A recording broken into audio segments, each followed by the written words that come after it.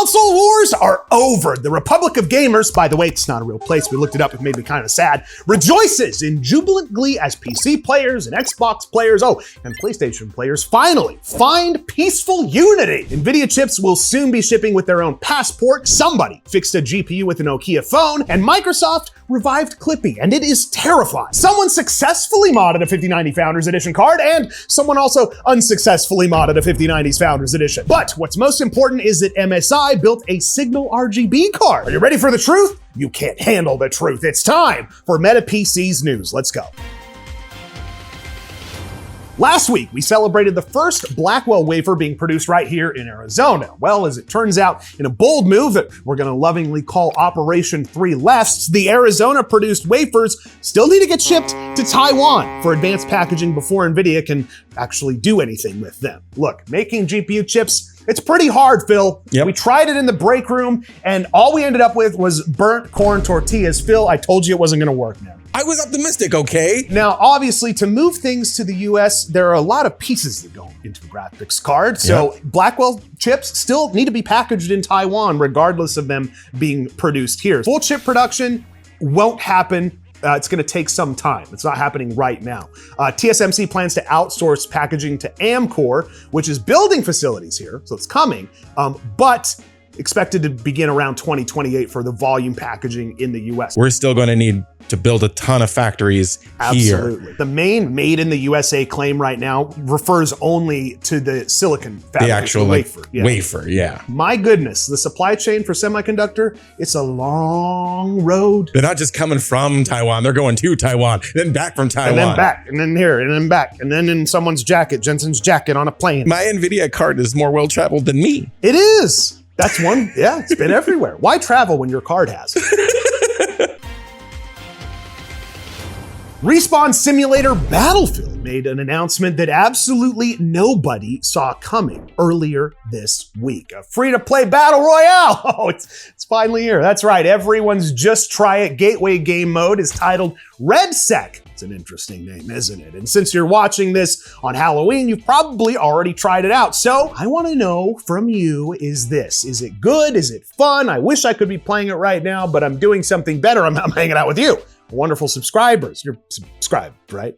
I prefer to battle men, not fields. Yeah, I've been noticing there's a severe lack of fields to battle in this game. Yeah, misleading. Yeah, I was like, I couldn't wait to like shoot some corn, but no, it's all dudes running around. A lot of people get really wary when they hear about Battle Royale. They're like, dude, don't forget about the thing that makes Battlefield. You gotta conquest all that stuff, put your time into that, new maps. But they launched this like out of nowhere. Yeah. They were just like, yep, it's coming out. It'll be here in a couple of days. We were like, what? I learned about it last night. It's out, like you said, right now. Free to play. This is a high player count. Still got destruction that you come to know and love in Battlefield in the Battle Royale side of things. This is going to, predicting it right now, kill Warzone. I want Call of Duty to come out sooner. All the Call of Duty players are playing Battlefield. And like all my feed is just, this one tip will make you a better Battlefield player. Change your settings to match mine exactly. And I'm like, guys, get off of Instagram. Go play Call of Duty. Like, that's not Battlefield. MSI watched one video of a GPU getting cut in half on the signalRGB Instagram and said, oh, say less. Their GeForce RTX 5050 Inspire 2X series was just launched, and this thing is small. Like, no, let me measure it, small. This is a single fan ITX form factor GPU that can fit into almost any case. And while it might not be the performance king, this is perfect for entry-level rigs or, hey, even living room PCs where discretion is more important than performance, right, Phil? Wait. What are you trying to say? I'm trying to say that not everyone needs a massive GPU, Phil. Even single fan little guys can be relevant. That's great news for Phil. What is happening right now? I'm just saying, dude. Can we get up a photo of the abominations that signalRGB has been up to on Instagram? This looks exactly, this is basically the MSI card. Yeah. And this is a tiny boy. And a 5050, I mean, what better little baby card to put in there than a 5050? This is barely bigger than the fan. I don't hate the color. I don't hate it either. That kind of cream metallic color, it's kind of cool. It's kind of cool. And dude, like I said, if it's a home theater PC, some little small form factor, this might be kind of the answer to your prayer. Look at that thing. They cut it in half. How'd they do it? How did they do it? How did they do it, Zachary? How'd they do it, Zachary? How did they make it so small? Why is it so small, Zachary? Hey, Phil, what do we always say around here? It smells like farts. No, about VRAM. Oh, we don't want 8 gigabyte VRAM cards. No one wants an 8 gigabyte VRAM card. Stop making 8 gigabyte VRAM cards. Seriously, stop it. Bestie, it's not the vibe. Stop. I mean, not in so many words, but yes, 2000 and late Kesha fan NVIDIA finally came around and realized what we've been saying for months here on this show. 8 gigabytes ain't enough. It's not enough. NVIDIA has shifted to pushing the 16 gigabyte variant of the 5060 Ti by restricting stock of the 8 gigabyte GPU, which is kind of frustrating for budget builders. This is actually more of a market strategy than an adoption of common sense. However, by reducing availability of the cheaper option, it forces buyers up to the more expensive, higher margin card. And even though this play might make buying a GPU for a decent price a little more rough right now, it does kind of bode well for the future of gaming, because let's face it, there's no room for 8 gigabyte cards in modern PC gaming. Say it with your chest. There's no room at all. Ooh, maybe don't say it with your chest. Don't get one of these cards. You're going to spend a lot of money for something that you're going to need more VRAM later. Modern games require modern amounts of VRAM. Limited supply of those 8 gigabyte cards, starting to see that trickle in a little bit more reports of that coming through. And NVIDIA themselves has reportedly told a lot of AICs to avoid building up a lot of inventory of the 8 gigabyte model and to keep that pricing around MSRP. So they also have seen some of the adjustments that happened earlier in the month and late last month, where 8 gigabyte cards were starting to drop below MSRP. They're like, whoa, hold on. What are we doing? Yeah. We're NVIDIA. It can't be below MSRP. What are we even doing? Why do we even wake up in the That's not our business model. That's not our model. Don't make as many of them. NVIDIA, if you are watching our channel, I want you to pay attention, but also subscribe to it. It'd be really fun to say NVIDIA watches our channel on our news, right, Phil? Oh, yeah. A Redditor took matters into their own hands and modded their black RTX 5080 Founders Edition into a stunning pure white version. Oh, this is cool. The modder disassembled the card and carefully painted all the metal and plastic surfaces to match the all-white aesthetic. And this thing, you know what? It's pretty breathtaking. Breathtaking. You're breathtaking. NVIDIA, White Founders Edition when? Jensen, give the people what they want. This thing looks sick. I love this. I genuinely love this. I will say, I looked through here and it looks like he did forget to wire back up the LEDs. Who needs it? The user applied a white matte Duracoat finish, a paint originally developed for firearms. This is normally on Juns, but then they put it on Giraffics cards instead. Despite working as a data center engineer and being comfortable with airbrushing, little miniatures, stuff like that. One mistake, as you mentioned, the RTX logo LED was not reconnected. Having a little pop of white on your GPU, it cannot be understated how much that can affect how your build looks. And look at this 4090 that was posted on Reddit as well. I mean, this is clean. All the way down to like the little shroud and stuff. I mean, this is very, very sick. I like that a lot. I love it. In other news, a bunch of people watched the last article and thought, you know what?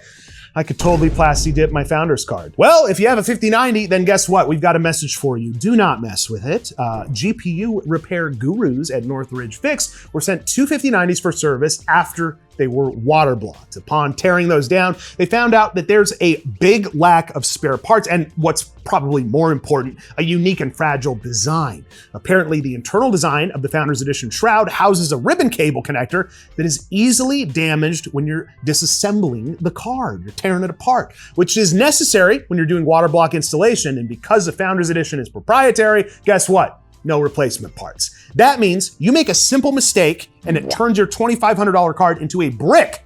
Moral of the story here, Phil, Founders Edition cards are not for water cooling, no matter how much you want them to be. It does make sense though. They're Founders Edition cards. They're supposed to stay the way they are. They're supposed to stay the way, and you get some benefits by not going Founders Edition, especially if you're looking to tear it, or if you're not looking to tear it apart, because if you're looking for the highest cooling solution, the AIBs have the better cooling solution. Yeah. Founders Edition though, small, looks nice. It's a Founders card. You're running one in that system. Piece. We've got one in the computer right here. It is a statement piece to say, I like NVIDIA and I like to be the founder of the Blackwell series. I love it. I helped pay for jacket. I paid for his jacket sticker. We gotta start making those. That's pretty fun. I like that. So what causes this? Well, the Founders Edition uses a split design. It's got the PCI interface. It sits on a separate piece that mounts to the main board through a high pin count internal connector.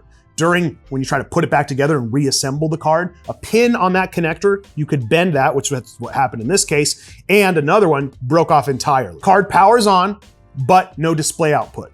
So you can really cause some damage just tearing this apart and trying to put it back together. We're talking about something like an inch wide that has like a 200 to 300 pin connection. Like that, it's minuscule. It's very tiny. It's very easy to mess up. Be aware if you're looking to do some of these modifications and tearing stuff apart, don't ruin your $2,500 plus card, please. But Zach, we want to fix GPUs. It's not fair. And you know what? I hear you. This GPU fix is something that you can actually try at home. Now we've seen Lego bricks, cans of Monster, plastic action figures used to fix GPU sag, but this week we've witnessed the ultimate support device, the unkillable apocalypse surviving Nokia phone. A Redditor faced with a sagging GPU stuck. Check this out, classic Nokia bar phone underneath it as a temporary fix. And you know what? Why the hell not? What better to support a $2,000 graphics card than the strongest substance known to man? These Nokia phones will never die. I'm pretty sure if I go to my parents' house, I could still find my dad's Nokia, my Nokia 5150 in a box. And I guarantee you, I could probably still turn it on even though it hasn't been plugged in for 20 years. Probably still has full battery. Oh yeah. Number one, Nokia 6124 Classic. Oh boy, brings back memories, doesn't it? Oh yeah. The owner calls the build, and I think this is pretty accurate, he calls it post-nuclear. Post-nuclear build.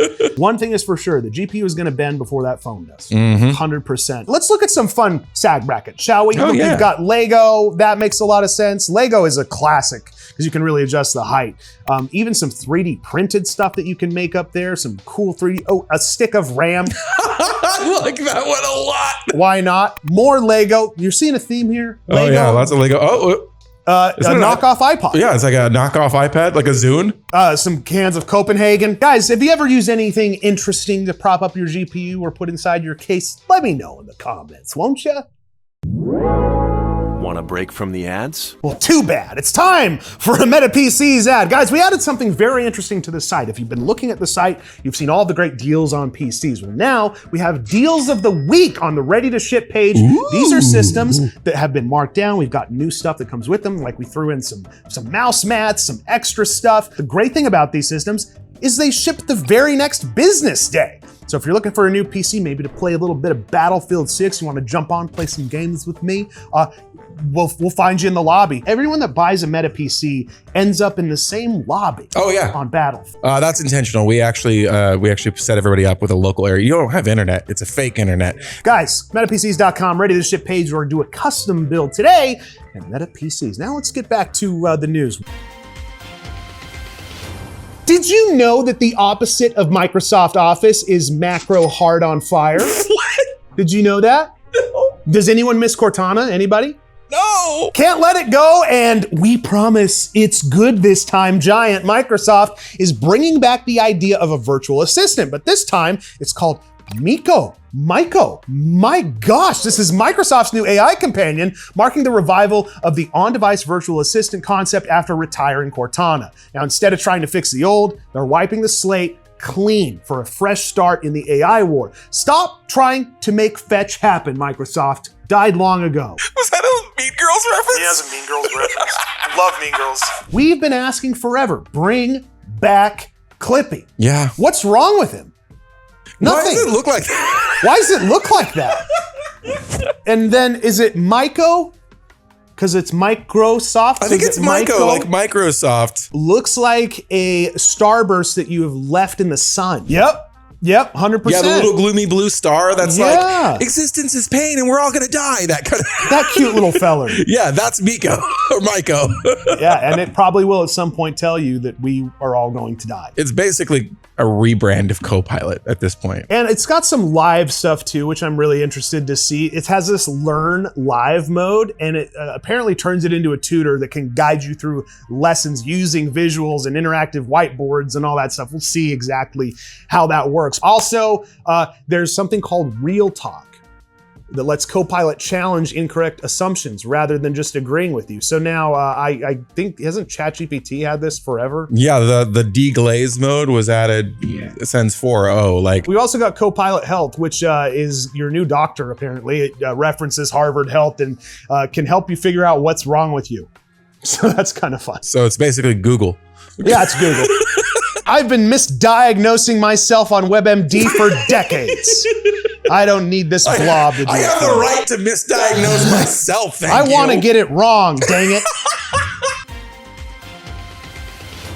And now for some news that's breaking the internet faster than your older brother broke the family computer by installing LimeWire. The console wars, guess what? They're over. GameStop, the bare-knuckle brawler of retail, declared loudly, the war's finished, echoing some sentiments from Microsoft. Xbox head Phil Spencer has been quoted saying, their competition is no longer Sony, but TikTok and movies. The battle isn't about boxes. It's about your time. And Microsoft put their money where their mouth is. They announced Halo Campaign Evolved, a new entry in the flagship franchise that's going to launch in 2026, not just on Xbox and PC, but also PS5. This is the biggest white flag in gaming history. Halo on a PlayStation. It's the end of an era. It confirms that Xbox is no longer a hardware company, it's a software and service company. Say goodbye to the console wars and say hello to the streaming wars, Phil. Is this the end of exclusivity?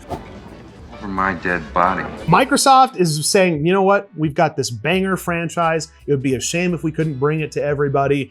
White flag has been raised. The real money is going to come from game sales, not from hardware sales. They're going to get $800 for an Xbox, but you're going to spend thousands on games on that same Xbox. So why lock it all down? Why not be able to actually sell more? This has been building for a while, I feel like, because you have Sony and then you have Microsoft Xbox that have been buying these studios and stuff for games and actually doing development of their own games. It makes a lot of sense. People freaking love Halo. So this is a great title to kind of float this with. I think this is pretty smart. Our biggest competition is TikTok and movies, which makes sense. Yeah. It's an attention grab, right? I mean, this thing, the phone, has like captured us. And there is a hard decision. Do I sit down and watch something on Netflix? Do I scroll on my phone, or do I play a game? And a lot of times it ends up being the easiest thing, the thing that's right next to you. I'm confused because I see Halo Campaign Evolved and I see Halo Gaming Evolved. I don't know what the actual name is here, but either way, it's Halo Evolved again. And it looks really good. This is a complete rework. You've got new cinematics, you have refreshed audio, new controls, all that good stuff. Look at these screenshots. That's awesome. Like this is next gen Halo, and it looks great. Cannot wait for this. 3 new prequel missions as well that are focused on Master Chief and Sergeant Johnson. New locations, enemies, character moments, plot stays the same. Yeah. Kind of fun. That's great. We are going to see online crossplay, which supports up to 4 players, shared progression on console and PC, which is awesome, as well as, and this is my thing, this is what I'm so excited for, the return of local split screen and co-op. That's going to be incredible. Save your Amazon boxes because you're going to need to put that up in the center of the screen to make sure no one's peeking. Save your boxes now. Guys, we love our members here on the MetaPCs channel. We have this video up. It's kind of behind the scenes. You get access to stuff that nobody else gets to see when you join the members program here on the MetaPCs channel. And we have people joining every day. Oh, there's another one right there. Whoa, what happened? Saged Ahmed has joined. Ernesto just rejoined. Brain Games, Thomas Tech Tips, MXTT, Jeremy Plays Games, Nagiri. We have the Baja Blast Can.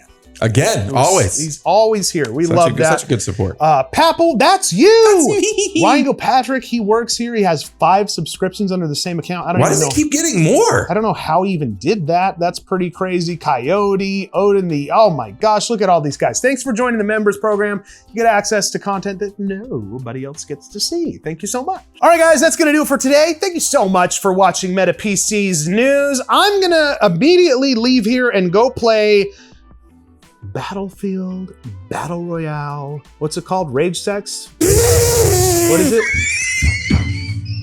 Rich. What was it called? It's a Battlefield Red Sec. Red Sec. God dang it. I was so close. See you on the battlefield. Have a good weekend.